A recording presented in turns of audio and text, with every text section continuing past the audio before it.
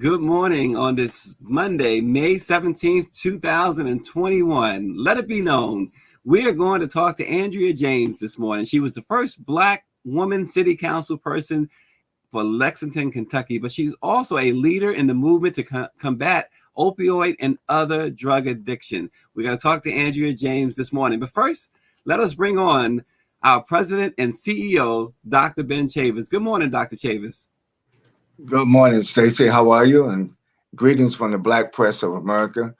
I'm broadcasting live from Phoenix, Arizona this morning. We just finished the Arizona State Rodeo, sponsored by the Arizona Informant, Clovis Campbell, the publisher and former chair of the NMPA. Had a great rodeo this past weekend in Phoenix. And also, we were joined here in Phoenix with our distinguished chairwoman of the NMPA, the chair of the NMPA, Karen Carter Richards, publisher of the Forward Times in Houston, Texas. So we had a great time, and I'm on my way back to Washington right after the program. Yep, Dr. Chavis, we know you had a great time. Enchanta, let's show Dr. Chavis that we know he had a great time. There he is, the Grand Marshal of the Black Rodeo in Arizona, our one and only Dr. Chavis, with Clovis Campbell to the left, the former chair, and the current chair, Karen Carter Richards, in the center, and of course, the boss himself on the right there. Seems like it was a great time, Dr. Chavis. It was great. And, on behalf of the Black Press, I'm so proud of that. Our publishers, 230 of them, they also sponsor local events and regional events, and sometimes even national events sponsored by a member newspaper. So this was the 11th year of the Arizona Black Rodeo, and it was a great turnout. They had two shows, one at 1 and one at 7, and it really went well. I'm very proud of the Black Press. Absolutely. And Dr. Chavis, in the headlines this morning, Education Secretary Miguel Cardona issued guidance in March allowing colleges and universities to use funds from President Biden's $1.9 trillion stimulus plan for a variety of students, including grants and scholarships. Well, Delaware State University, a historically Black school, has decided to use those funds to cancel student debt. DSU officials announced they would be canceling up to $730,655 in student debt for recently graduated students who faced financial hardship during the pandemic. The school said that the stimulus money they were told they can use that in any way to benefit the students, and so they are canceling debt. That is a wonderful thing at the HBCU there in Delaware. Yes, Delaware State, the distinguished president there is one of our flagship HBCUs in the state of Delaware.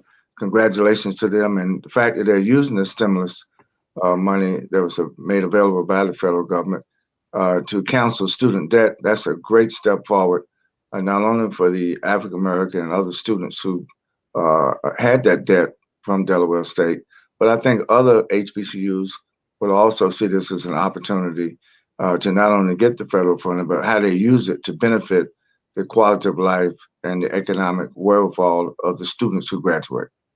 Yeah.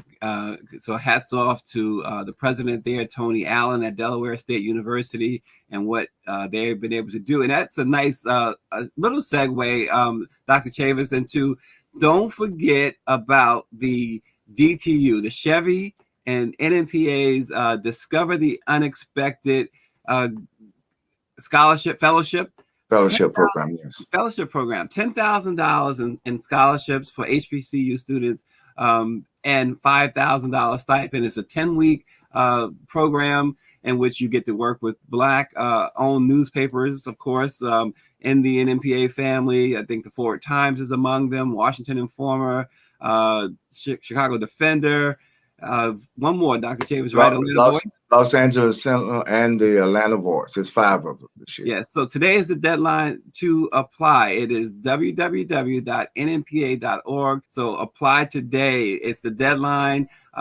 Great program. You get to ride in the latest Chevy GM car, and also work on social media like TikTok, Instagram, and other social medias for and with the Black press. So So register today. It's the deadline. So we look forward to seeing those applicants come in, those bright, shining examples of HBCU students. We just want to lend even more of a hand. So Dr. Chavis, also the student reporter, and some sad news, the student reporter who gained national acclaim when he interviewed President Barack Obama at the White House in 2009, has died at the age of 23.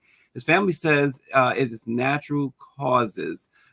He was 11 years old, Dr. Chavis, when Damon Weaver, when he interviewed President Barack Obama for 10 minutes in the diplomatic room on August 13th, 2009. He asked questions that focused primarily on education. He covered school lunches, bullying, conflict resolution, and how to succeed. In fact, as an 11-year-old, Weaver asked President Obama to be his homeboy, saying that then Vice President Joe Biden had already accepted the offer to be his homeboy. Our condolences to the family of Damon Weaver. Absolutely. And we send our condolences on behalf of the Black press to the Weaver family. And we are hoping that we find ways to memorialize his legacy, his contribution at such a young age. And we, again, our sincerest sympathies and condolences to the Weaver family. And over the weekend, Dr. Chavis, I heard from our buddy, the lead singer of the Temptations, the founder of the Temptations, Otis Williams. He says, quote, "We were teenagers when we signed with Motown in 1961. We had no idea we were beginning such a history-making journey. Now, 60 years later, as I reflect on it all, I thank God first and then Berry Gordy for signing us. Motown and Universal Music has announced the kickoff of the 60th anniversary celebration of the legendary Grammy Award-winning Temptations. The Temptations are one of the most revered and prolific musical institutions of all time. 60 years. They'll be on tour later this year. They're going to bring back the Broadway show, Ain't Too Proud to Beg. Dr. Chavis, I know you know Otis, and I know this is some exciting news. It's very exciting news. And again, on behalf of the Black Press of America, the NMPA, we salute the Mighty Temptations, 60 years. And of course, you remember last year at our national convention, they had a special performance, the Temptation, for the NMPA. And we need to find a way, we need to talk to Otis and see if we can find a way to fit them in this year's convention, which Stacy will be on June 23rd through June 26th. And we would love to have the Temptations again for a second performance if they're available. But for today, let's salute them for their 60th anniversary. Yeah, absolutely. And you can register for that convention. It's free. www.nmpa 2020 virtual NMPA 2021.com. Register today. Don't wait. There's going to be so many surprises, so many great things there. So we're looking forward to that. And now we're looking forward to talking with Andrea James, the first Black woman city council person for Lexington, Kentucky, but more importantly, a leader in the movement to combat opioid and other drug addictions. Good morning, Andrea James. Good morning. It's so good to be on with both of you. Good morning, Andrea. Thank you for joining the Black Press of America. Absolutely. Yeah, thank you. So, first of all, and there is a slight delay. I just want our viewers to understand that it is a slight delay. So please bear with us. Andrea, let's get this first out of the way. The first Black woman city council person for Lexington. Tell us about that experience. It's a really interesting experience. It's quite sad, right, that it took until 2007 for Lexington to seat its first elected Black woman on our local city council. But it did happen. And it was an interesting story, being the first Black woman in a city, in a state where the roles of Black women at that time were still being developed, even after all that time. So having an experience of an all-white colleague around where we meet, we call it the horseshoe, of course, because we're in Kentucky. So being around the horseshoe with those colleagues was an experience probably for me and them both. Yeah. So being the first Black woman city council person, I'm sure that there were some challenges. Maybe someone tested your mettle, as it were, on council. Tell us a little bit about that experience. I've been to city council meetings where things got a little hostile. How was it there for you? We try to keep we're in Kentucky. We try to keep the public hostility to a low. A lot of those conversations happened behind closed doors in the caucus rooms. And probably one of the most interesting experiences I had was being called girl. And kind of talked down to, not really seen as a peer or a colleague to some of my colleagues that got there just like I did, being elected by their constituency.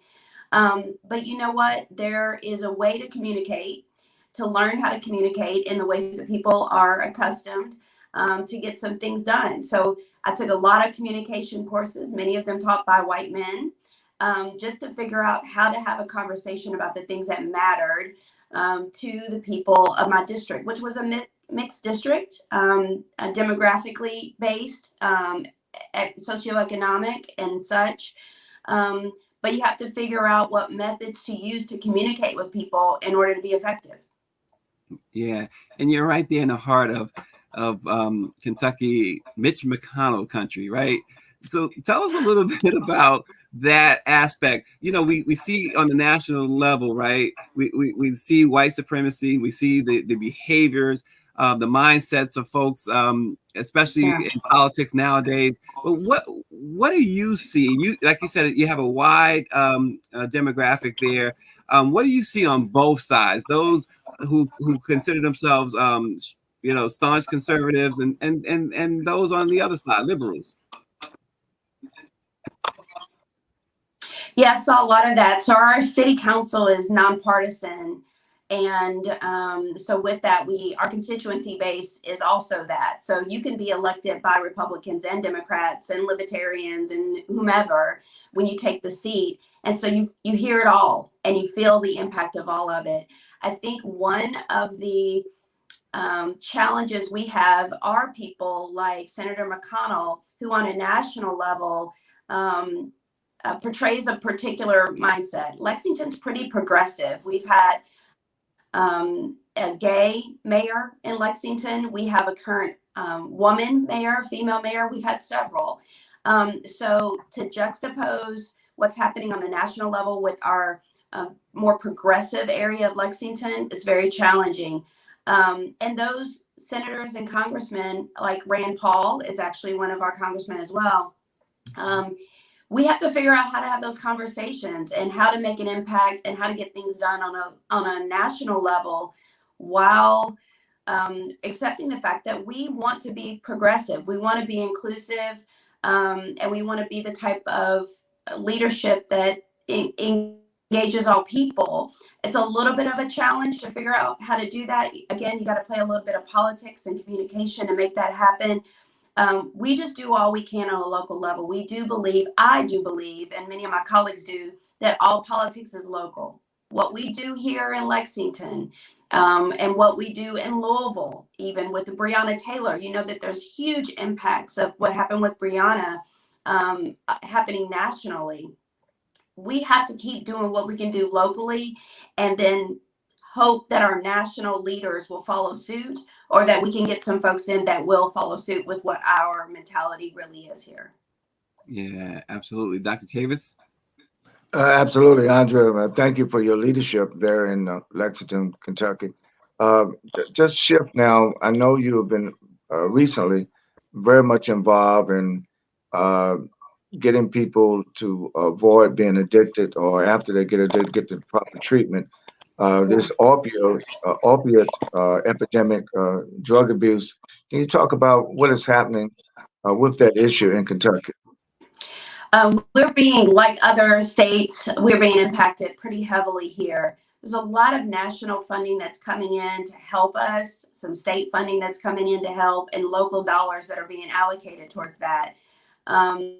Because of the COVID epidemic, we hit a setback. So we were at we were making progressive levels towards getting people into treatment, reducing overdose deaths in 2018 and 2019, and then COVID hit. And our numbers started to soar back to those historical levels from 2016, 17. So unfortunately, we made 2 steps forward and 5 steps back. Still working on it though. I have stepped away from that position, but I know for our local mayor that is still a priority. It has to be because it's impacting everyone. I will tell you, Dr. Chavis, one of the biggest issues that I had was I understand what happened in the 80s and 90s. My family was directly impacted by the lack of addressing the disease of addiction. So I feel that. But even today, we still do not have enough minorities in treatment and recovery, carrying naloxone, and really understanding that substance use disorder is a disease like diabetes, like high blood pressure. We've got to come at it from a medical perspective. And we still have people that just don't trust the system enough to embrace the answers that are being put forward and the programmings that are available. Wow. You know, as you well stated, drug addiction is really, it's a pandemic in itself, has been for a long time. How did you get involved, Andrea, in really being on the front lines of trying to help others? Our current mayor, Linda Gordon, and I were colleagues on city council back in the day when I had that seat. I think what Mayor Gordon saw at that time as colleagues is my passion and desire to find solutions. So I consider myself a strategist. That's what I do in all the work that I do. I try to make strategies that help, that are sustainable, that help the current, that address the real issues. And she brought me in on something that was very unfamiliar to me, really directly. And I think sometimes a fresh face and a fresh voice, fresh eyes bring a really cool perspective to issues that are challenging. So I came in, did a lot of research, and put together a strategy that said, you know, if we're really going to make this an issue we truly want to address and show folks we are addressing that, we got to bring medical experts, law experts, treatment, recovery, people in addiction, drug court system. All parties have to be singing the same song. We got to have conversations. We can't see each other as competitive. We've got to do whatever we can to engage all people at the same exact table at the same exact time so that we come up with solutions that cross all of those sectors and give each of us solutions. So I brought a lot of partners together and to make that strategy in play. Yeah. And Andrea, you talk about being on the council, but the first time you ran, what made you run?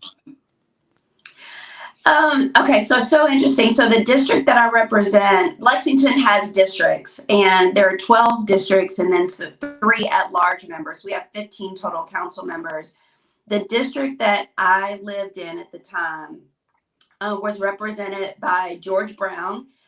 He was council member George Brown then. He is now a representative in Frankfurt for our state government. And he was leaving his seat. He had exceeded his terms. That seat had always been held by a Black person. It was in an area that was gentrifying. And there were some issues happening, such as things like historic district overlays. Anyone that's lived in any kind of area, it's an older area, you'll understand there's a desire to conserve and preserve housing. And a lot of those times it's expensive to do so. And that ends up booting out a lot of affordability of housing for people that need that affordable housing. That issue was really important to me, as well as some conservation of community centers that were in the area. And a friend and I started going to council meetings, getting involved. I started learning about things. I had been in the medical field previously, administrative medical field, hadn't really even thought about this. But when I realized that there were people that just didn't have information, that just didn't have all the facts in order to vote correctly or have an opinion or know even how to give their opinion on things, I realized maybe that's something that I can do. So that's why I chose to do it. I think my first slogan was something about untangling the knots for sustainability and engagement of community or something like that. So it's really just figuring out that there's a solution to everything if we can just have a conversation about it. And that's what I strive to do in my first term. Wow. And of course, you have a long history of community service. We talked about the opioids, but how did you get into community service? It was just that. It was those issues of wanting to engage community and whatever the hot topics were at the time, the community center, the overlays, connection to government. Like our government centers on Main Street, like most places are. But there were so many people that never got involved in government. They never went down to government facilities and gave their voice. We kind of, we all talked about it in the community, in neighborhoods, at parks, even in neighborhood meetings, but it didn't always translate. So my community service started by wanting to be that help to create the solutions to those barriers and those gaps. And then it led, once I got into government, I realized that I had a passion for trees and nature. So I wanted to be on the tree board. And I also had a passion for planning and economic development. Those were things that I did not really realize until I got on city council and realized how many decisions are actually made from that city hall building. And that's where it started. Most recently, and this is something I really want to share, Kentucky is one of the few states that does not have a grief center for children. So most recently, I accepted a position as chair of the Kentucky Center for Grieving Children and Families. And that's another type of community service that I think goes untapped. And it's not lifted up enough, but we've got a lot of children and families in grief from all the deaths that have happened for the whether it's opioid overdose or whether it's COVID or gun violence. So we've got to get some systems in place. That's just another angle that I'm taking for community service. Wow, Dr. Chavis, she's doing a lot. Absolutely. And Andrea, we have viewers from all over the United States that watch Let It Be Known. And earlier, you mentioned Breonna Taylor case that was in Louisville. But tell us, what has been the aftermath effect of the Breonna Taylor case? I know there was a settlement, but the officers who were involved with her murder still have not been brought to justice.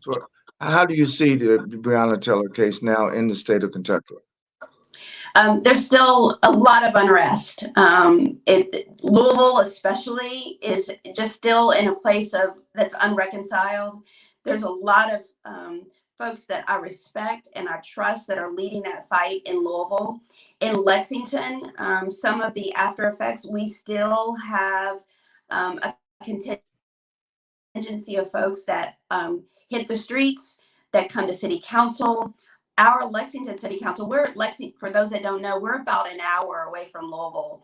And when it comes to how we address different things, hundreds and thousands of miles away, right? So Lexington and Louisville have very different approaches.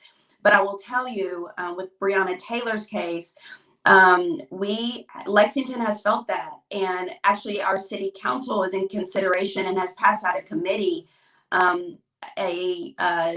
some changes to our no-knock legislation. And that is specifically because of what happened with Breonna Taylor. It's still, for those that want to advocate for this policy, it is still in consideration for city council. As a matter of fact, it may be this week or the next week when some decisions will be made around that. But there needs to continue to be advocacy for no-knock changes and legislation.